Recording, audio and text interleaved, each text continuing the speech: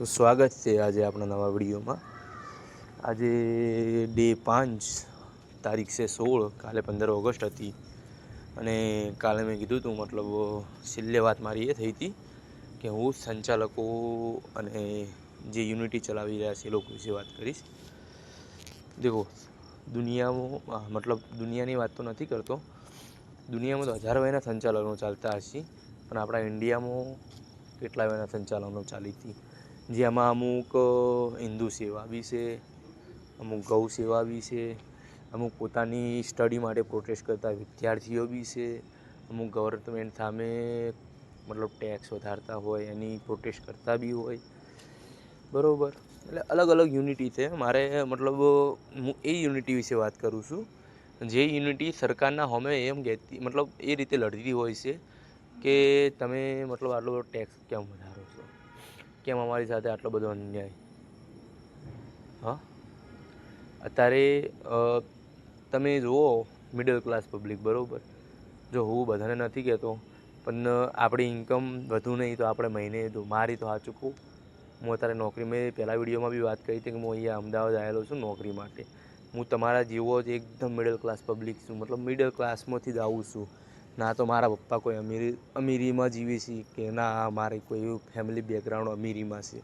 હું બી middle class પબ્લિકમાંથી જ આવું છું। અત્યારે નોકરીની તલાશમાં આવ્યો તો એજ્યુકેશન મારા જોડે સારું છે, બીકોમ ગ્રેજ્યુએશન કમ્પ્લીટેડ છું, પ્લસ એકાઉન્ટન્ટમાં જોબ કરેલી છે, ઇન્સ્યોરન્સમાં જોબ કરેલી છે। એક્સપિરિયન્સ હોવા છતાં મને જોબ નથી મળતી, હું મારા એક્સપિરિયન્સ કહું છું, બરાબર। આનાથી કંટાળીને અત્યારે ઝેપ્ટોમાં કરું છું, ઝેપ્ટોમાં ડિલિવરી તરીકે જઉં છું। સવારનો જઉં, સાંજે મતલબ 4 વાગ્યા જેવા આવું, ભૂખ્યા પેટે કામ કરું, તારે નેટ 800-900 રૂપિયા ભાડું, જેમાંથી 200 રૂપિયા પેટ્રોલ કાઢી લઉં તો 500-600 રૂપિયા 700 રૂપિયાનો દાડો પડે મારે। અરે યાર, બીજું કોઈ ઓપ્શન નહીં મારી જોડે, જો કહેવા જવું તો, બરાબર, પણ શું કરવું પડે છે। આજ હવે આવીને આવી હાલત કેટલી ઘણા હું કહું એમ રહેશે, બરાબર। જો મારે કોઈ યુટ્યુબ ચેનલ બનાવવાનો એવો કોઈ ઈરાદો નહોતો, પણ જ્યારે મેં અલગ અલગ જગ્યાઓ નોકરી કરીને ત્યારે મારા જેવા લોકો બહુ મળ્યા મને। એ લોકોની બી હાલત એવી જ હોય છે યાર, અમુક લોકો યાર બીકોમ ગ્રેજ્યુએશન કરેલું હોય, અમુક લોકો MSc IT કરેલી હોય છે। મારા ભાઈબંધની જ વાત કરી લો, બરાબર, એને કોડિંગ ડીકોડિંગ, મતલબ જે ઓલું ઉચ્ચતર લેવાનું આવે ને MSc ITમાં, જે મતલબ પાયથન ને બધું કરતા હોય છે ને, કોડિંગ ડીકોડિંગનું એ લેવલનું એને ભણેલું છે, બરાબર, છતાં એને નોકરી મળતી નથી। એને નોકરી લેવા માટે અધર કંપનીની કોર્સ જોઈન કરવો પડે છે, જ્યારે એ ભણેલો છે ગવર્મેન્ટનું, છતાં બી અધર કંપનીનો કોર્સ જોઈન કરવો પડે છે। તો હું એટલે જ કહું છું કે હું એ યુનિટી સાથે હું જે ગવર્મેન્ટ સામે લડત પોતાની લડી રહી છે, બરાબર, અને અહીંયા લડવી જરૂરી છે। તો તમારું શું કહેવું છે, બરાબર, મને ખબર નથી, હું કોઈ બ્લોગ નથી બનાવતો, બરાબર। અહીંયા હું જે હકીકત છે, જો મારી નજરથી હું જે જોઉં છું ને એ તમને કહું રહું, બીજાની નજર શું જોવે છે એ એના ઉપર ડિપેન્ડ કરે છે। હું મારી નજરથી જે જોઉં છું ને એ તમને કહી રહ્યો છું, તમારી નજર ને મારી નજર સેમ હોઈ શકે, કેમ કે હું જે જોઉં છું ને એ તમે ફેસ કરીને જ બેઠા છો, કમ્પ્લીટ તમે એ ફેસ કરીને જ બેઠા છો। હું અંદરથી કહું છું કે તમે લોકો જે બી વિડીયો જોવે છે ને અત્યારે, જે મારા જેવો છે એ ફેસ કરે જ છે। કેમ કરે છે? કેમ કે એ બી કોલેજ કરી, નોકરી માટે ધક્કા ખાય છે, પોતાની ફેમિલીને મા બાપે આટલા સુધી ભણાવ્યો છે, અને એ માણસ અંદરથી એટલો કંટાળ્યો કે મારા મમ્મી પપ્પાએ મને આટલા સુધી ભણાવ્યો, મને નોકરી કેમ સારી મળતી નથી। નોકરી મળે તો કેમ યાર ઇન્સ્યોરન્સના સેલ્સમાં જખામારી કરો, ભાઈ ટાર્ગેટ પૂરો કરો, લોન લાવો, પછી લોનને ટાર્ગેટ પૂરો કરો, પછી ઓલો સાહેબ પત્તર ફાડે, ભાઈ હા ભાઈ ફલાણા ભાઈ કેટલો પોગ્યો, તમારા ટાર્ગેટ થયો કે ના થયો, ભાઈ આ ફેરા ટાર્ગેટ નહીં થયો, નોકરી પર રિઝાઇન મારી દેજો। અલ્યા યાર, આપણે આટલું બધું ભણ્યા યાર, કોના માટે ભણ્યા? શા માટે ભણ્યા છીએ યાર? આટલું બધું ભણવાનો મતલબ કોના માટે છે? આના માટે છે યાર। હવે અમુક લોકો એમ કહે છે કે આપણે ભણ્યા નથી, બરાબર, મારે કેવું એ નથી ભણ્યા નથી, બરાબર, ચલો આપણે એટલું બધું ઉચ્ચ લેવલનું નથી ભણ્યા ઉચ્ચ લેવલનું, પણ આપણે જે લેવલનું ભણ્યા છે એ લેવલની તો આપણે નોકરીઓ તો મળવી જોઈએ ને।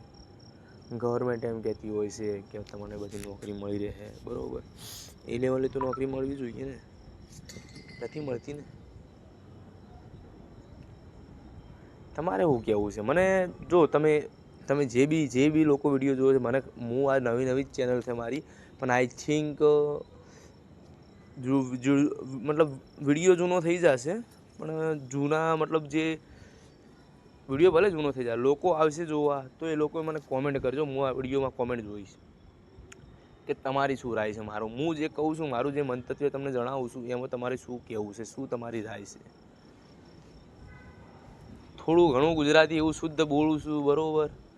અને મારે બોલવાની સ્પીચ હું એટલું બધું કોઈ નથી કહેતો કે હું કમ્પ્લીટ પરફેક્ટલી બોલું છું. કોઈ મતલબ એવો હું કોઈ સ્પીચર નથી કે ના કોઈ એન્કર બીજો છું કે હું કમ્પ્લીટ પરફેક્ટલી બોલી લઈશ.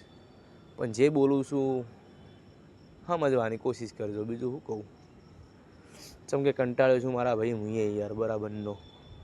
હવે સવારે ઉઠીને 7 વાગે ઉઠીને બપોરના હોદના 4 વાગ્યા સુધી ઝેપ્ટો કરવું, એ બી ભૂખ્યા પેટે, બરાબર. પોણીના આશરે આખો દિવસ દોડ કરવું મારા ભાઈ યાર, એમને નહીં થતું યાર. બધાને બધું મળી જાય એવું નહીં હોતું યાર. અમુક ટાઈમ મનથી એવું ફિલિંગ થાય વેંચો માજો દાવાજી અલ્યા યાર, ગાળો બોલાઈ જાય યાર, સાચેમાં યાર, સોરી આના માટે.